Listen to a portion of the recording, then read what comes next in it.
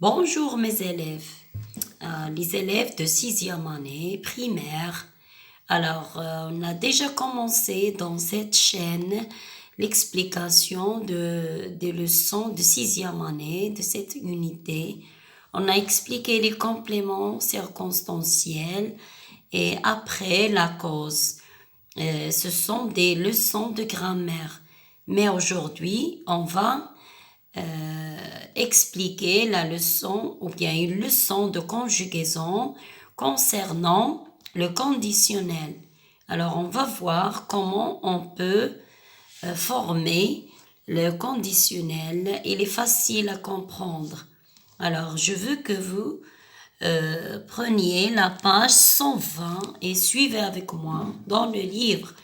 Alors, d'abord, on va lire ces exemples. Je suis très ravie d'être avec vous pour expliquer cette leçon. Allez, essayez de me suivre. Alors, les exemples sont, on a ici 3 exemples. Regardez bien, l'exemple 1, j'observe et je découvre. S'il se couvrait plus souvent, il tomberait moins malade. Alors, observez bien les verbes qui sont en rouge. Deuxième exemple, pourriez-vous stériliser ces biberons? Pourriez-vous stériliser ces biberons? C'est, j'ai entendu dire que vous enlèveriez demain votre plâtre. Pourrais-je vous aider? Alors, comme vous voyez, on a des verbes qui sont écrits en rouge. Regardez la terminaison.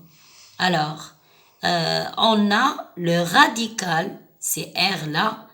On a le radical de futur plus a été, c'est la terminaison de l'imparfait. Deuxième exemple. R, radical de futur, plus IEZ, la terminaison de l'imparfait.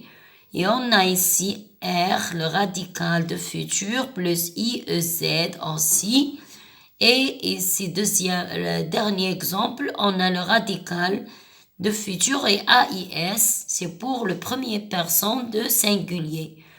Alors, c'est quoi le conditionnel? C'est le radical de futur plus la terminaison de l'imparfait. Je répète, le conditionnel, c'est très facile à comprendre. C'est le radical de futur plus la terminaison de l'imparfait. C'est ça le conditionnel. Alors, pourquoi on les utilise? Regardez, on l'utilise ou bien le conditionnel peut être s'employer pour exprimer un fait qui dépend d'une condition. Si tu couchais tôt, tu serais moins fatigué. Alors, tu ne seras pas moins fatigué si tu ne coucheras pas tôt. Alors, on a une condition, c'est si.